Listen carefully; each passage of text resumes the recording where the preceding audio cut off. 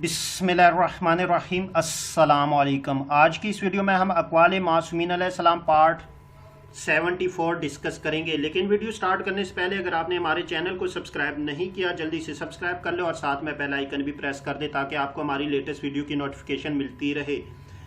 अहले बैत रसूल सल्लल्लाहु अलैहि वसल्लम की अता व बख्शिश।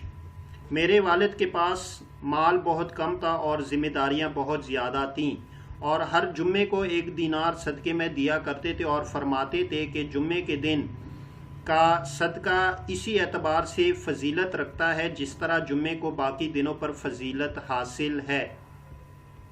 अहले बैत रसूल सल्लल्लाहु अलैहि वसल्लम की अता व बख्शिश।